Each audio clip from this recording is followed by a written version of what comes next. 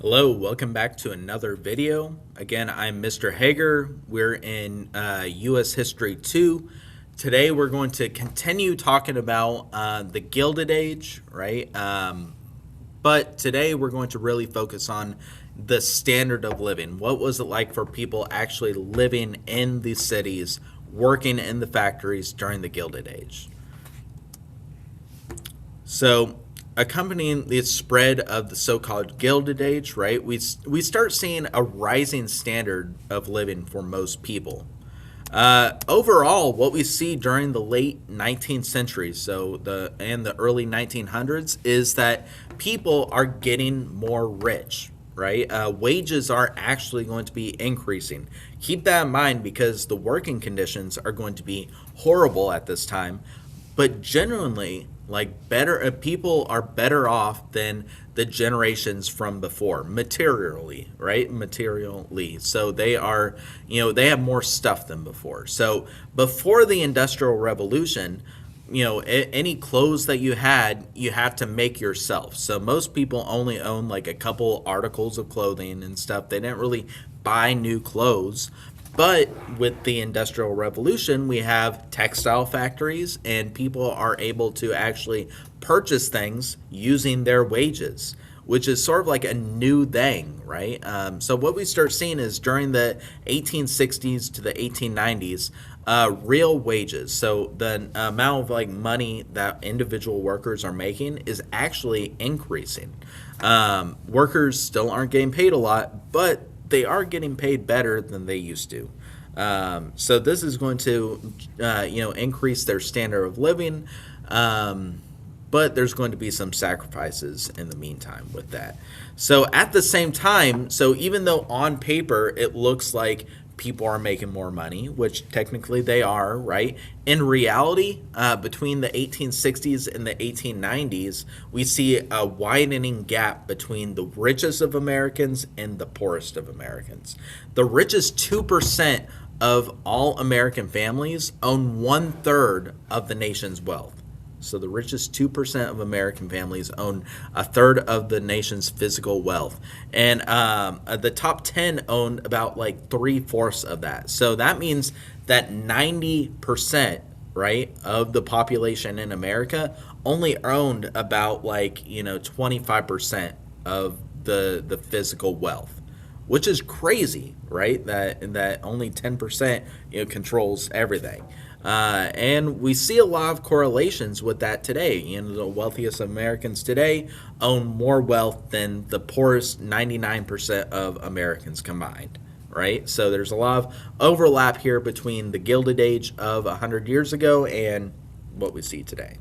So let's talk about working conditions. Okay, so even though these workers they're getting paid higher wages overall, we start seeing that the working conditions are going to remain precarious. So factories they often sacrifice like health and safety for profit. So what we see is workers they are constantly getting injured in the workplace at this time. So, for example, in 1913, there was about 25,000 workplace fatalities and about 700,000 workplace injuries that required at least 4 weeks disability. So people are getting injured all the time in these factories, especially these textile mills. The machines break down constantly, right? So if something gets jammed, you have to stick your fingers in there to unjam the machines. When the machine unjams, it's going to start up again, and then, oop, there goes your fingers, right? And now, if you're a fingerless worker, you don't get paid, you might just get fired from your job, right? You don't have disability checks at this time, so you're just like out of luck. You have to go on the streets. So getting injured is not just like a temporarily thing, right? It's something that could affect the rest of your life, right? It could mean that you end up out on the streets because you got injured on the job. You're never able to work a full-time job again. And people are getting injured left and right all the time. All right.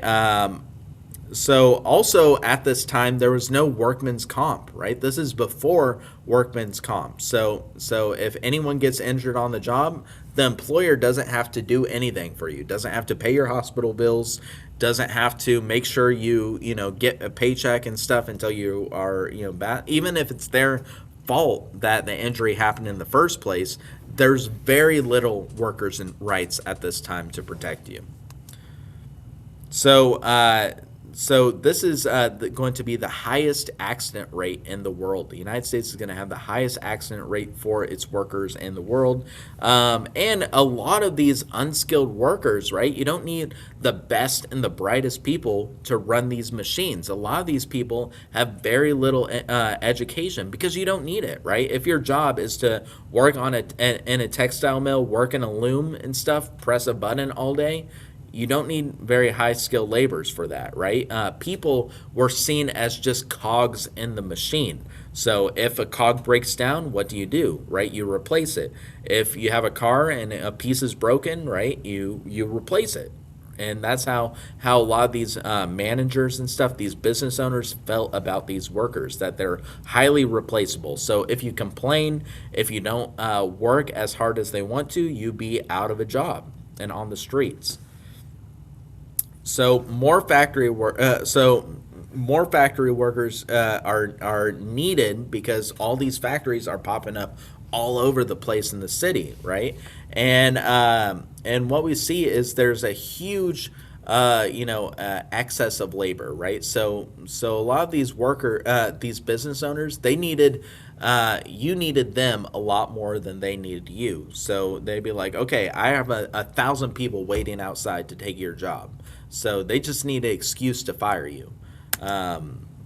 So what we start seeing is that these older, more skilled labor jobs are going to be replaced by these factory jobs. So you don't need very skilled labor in order to craft your furniture and stuff. If you could just get a machine and unskilled labor to do it for you for half the price. So what we start seeing is these small businesses, they're going to eventually be, taken over, and the main bit of the economy is going to be these large corporations who hire lots of people to do very low skilled work. All right, so speaking of labor, though, child labor is going to be very apparent during this time, right? We're going to see it everywhere. We start seeing that after the Civil War, a large number of wage laborers were actually children, boys and girls who worked full time for meager wages in unhealthy conditions. Why pay an adult, a full wage for pressing a button in a factory when you could just hire a little kid to do it for half the price, right? And who's easier to control? If you're in a factory, right, it's a lot easier to control a little kid. They're a little bit more docile than a full-grown man. So it's easier to control them, easier to work them, and you can pay them less. So a lot of these business people thinking about capitalism, making the maximum amount of profit, it makes sense that they're going to use child labor. So by 1880, right, 1 out of every 6 children were working full-time. Right? This is not just 40 hours a week, right? They're working sometimes 60 to 80 hours a week. By 1900, there's about 2 million child laborers in the United States. So the idea is if you are part of a family, right, and you're just barely making ends meet, you need everyone in your family in order to work just to make a living, right? So you work, your wife works, your kids work, right? And then you all sort of just pool together the money that you have just in order to get by. So these children, they took up work outside the home, and a lot of the work that they're going to be doing is working in machinery, like these textile mills and stuff. So like I said, a lot of these textile mills, they break all the time. So, it's very easy for you to get a small child to crawl into one of these machines, unjam it and stuff, and then in order to keep the business going. It's a lot easier for them to crawl through it than a full-grown man. Also, digging coal, the coal mines, right? This is the era of steam engines. These steam engines run off of coal energy. So there's a huge demand for coal at this time.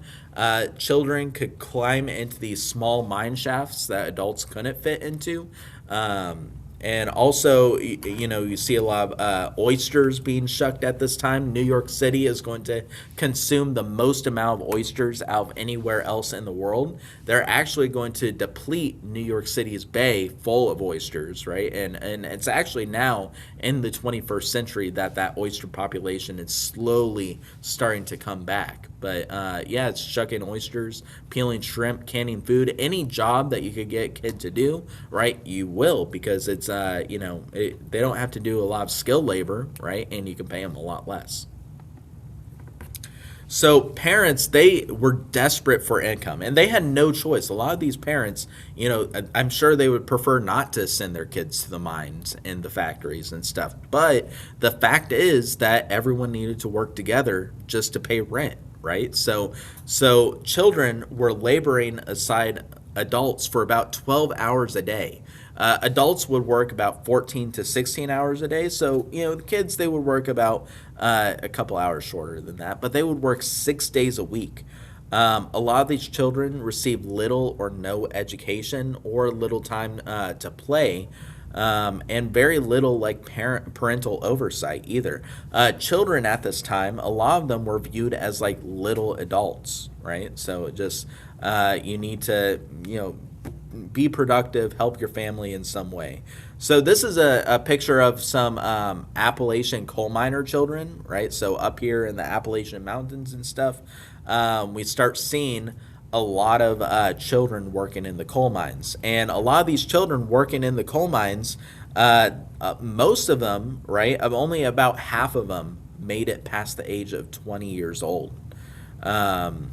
And also, many of them are dying due to workplace accidents and, long-term exposure of inhaling coal dust gave them like the black lung.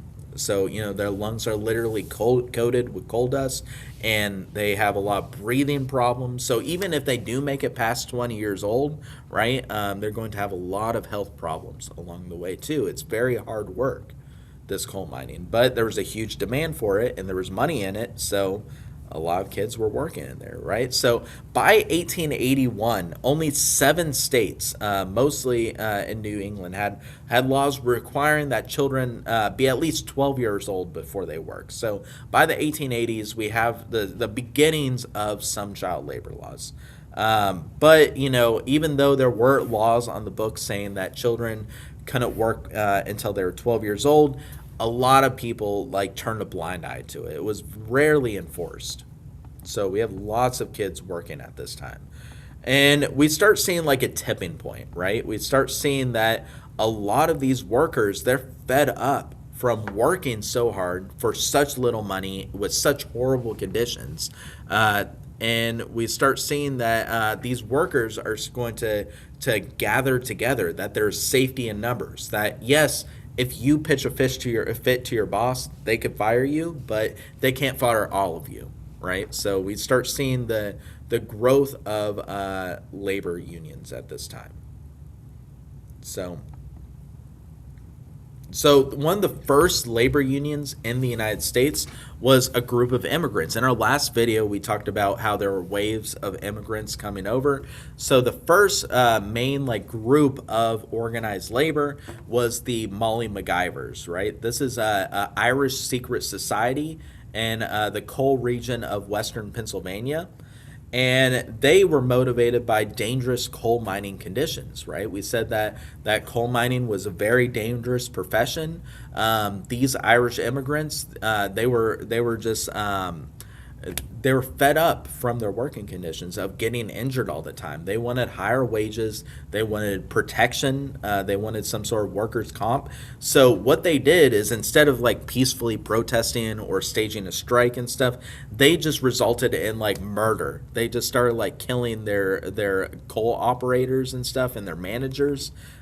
So this was like the terrorism reached its peak between 1874 and 1875, right? Where we start seeing these detectives, they're going to come in and arrest the Molly MacGyvers.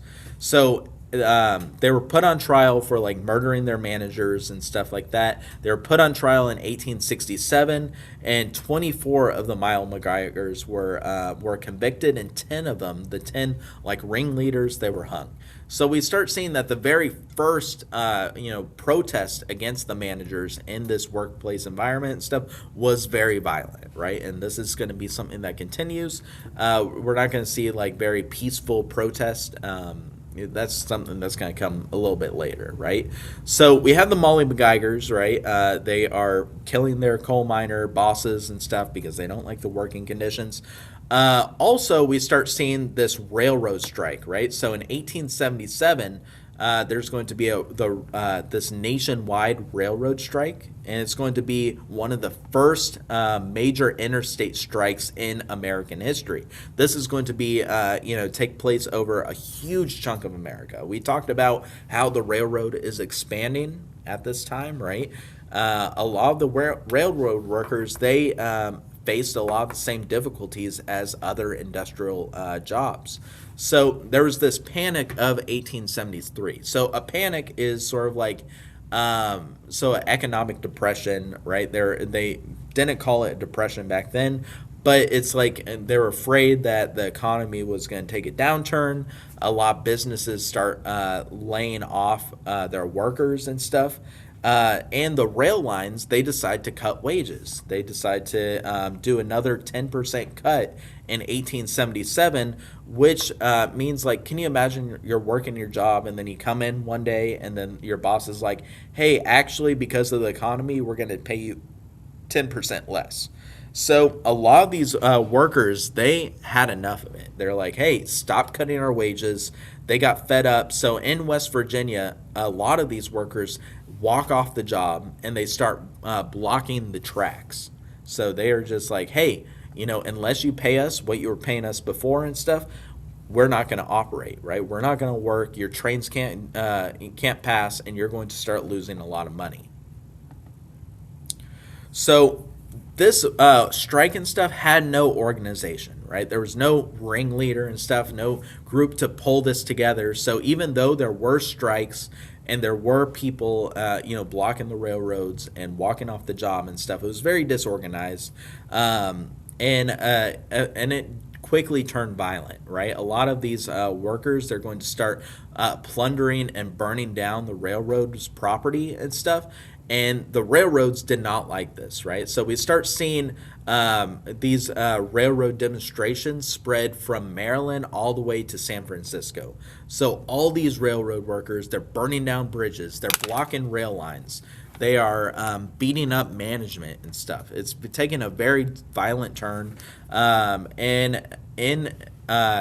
the strike comes in 100 different cities, right? So the railroads, they're shutting down all of the nation, right? The railroad's what connects the nation together, but because of these strikes, everything's brought to a shutdown, right? And this is going to cause millions of dollars of property damage. And we're going to see about 100 people dead in this chaos, right? 100 people are going to be murdered in this time. So the federal troops were called in. The president calls in the federal troops, and they are going to start opening fire into the crowd. So this is going to be a quote from this scene was the most horrible ever witnessed except in the carnage of war, right? So we have soldiers opening fire into these crowds of railroad workers who are asking just for a fair wage, but they're resorting to violent means. So public opinion tended to blame the workers for this looting and violence. So they didn't blame the soldiers for shooting in on the crowd. They blamed the workers for resulting in with violence. So this railroad strike of 1877 is going to be very violent, and it's going to sort of shake the nation. And one Pittsburgh newspaper warned that this might be a beginning of a great civil war in this country between labor and capital, between the workers and the business owners. So we see the tensions really starting to like boil over during this time between the workers and business owners. So what we see is a lot of people were sort of turned off from unions from this, right? They thought unions were just violent because this is what the railroad strike did, right? It resorted to violence. But what we start seeing is in the later part of the 1800s, we start getting more peaceful labor unions. So so we start seeing this national movement to create a nationwide labor union to protect workers' rights on whole. So one of the first like peaceful labor unions, first organized labor unions in the United States was this union called the Knights of Labor, right? So the Knights of Labor, it was founded in 1869 by this guy Uriah Stevens. And the idea was that there's safety in numbers. That if enough workers could peacefully strike, organize, have leadership, and don't result to violence, they could get a lot more done. In regards to workers' rights.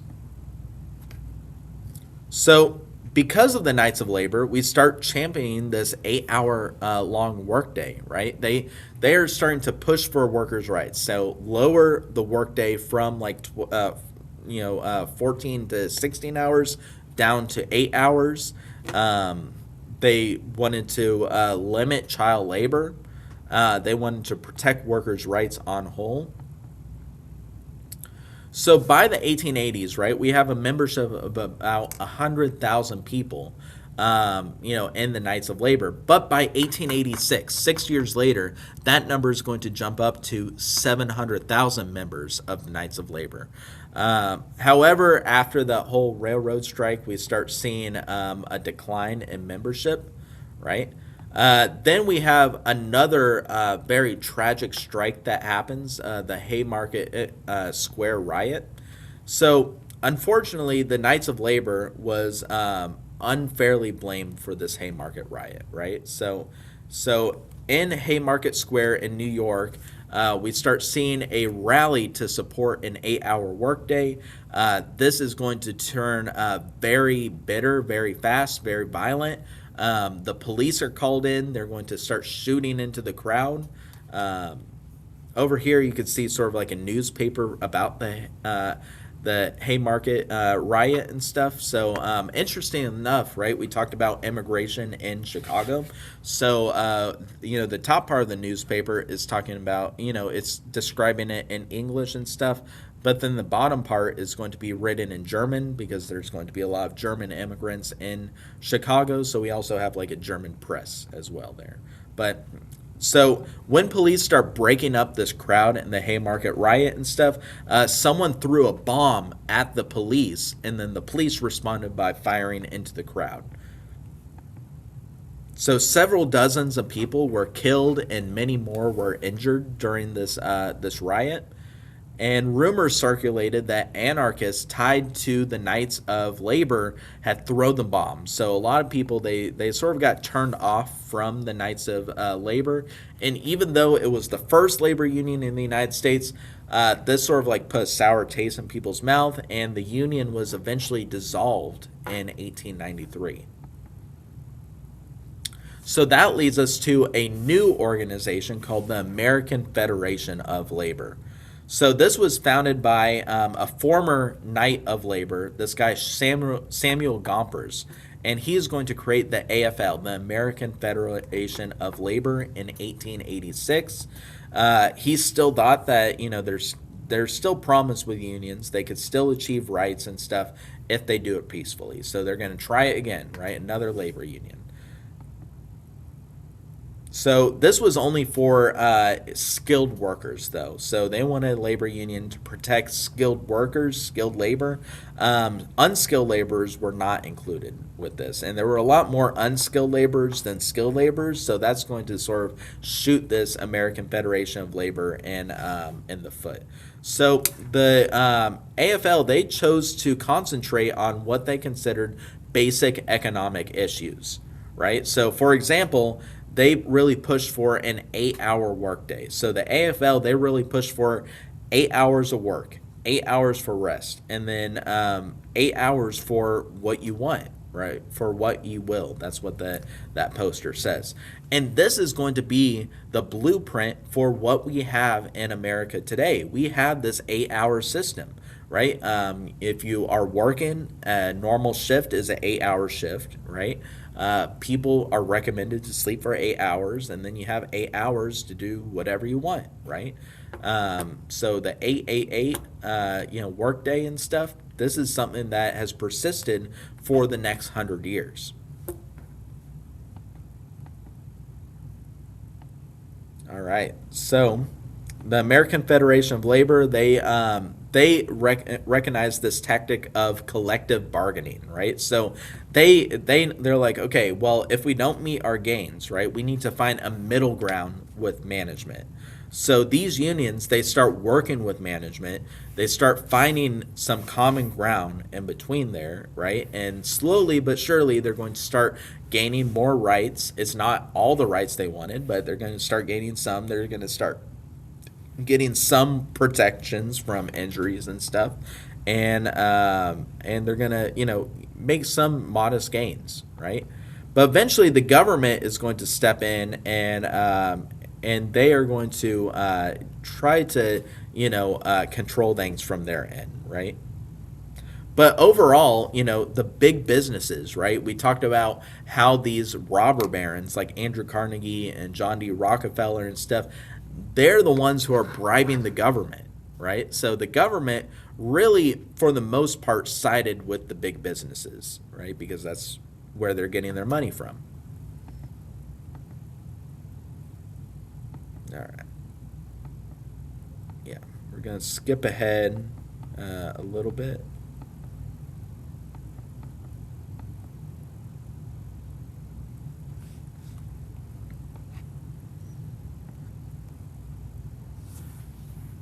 All right, so let's talk about some key takeaways from today, okay? So, for the most part, we start seeing more people are moving from the countryside to the major cities. Most people are working these unskilled jobs in big factories, right? So, small businesses are going to be replaced by these larger industries.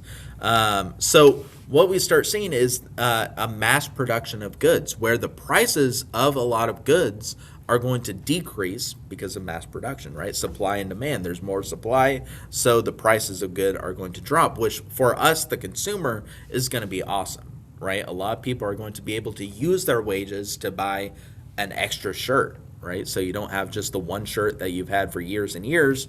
You could buy replacements, right? We start seeing real wages, slowly increasing, especially with the dawn of labor unions.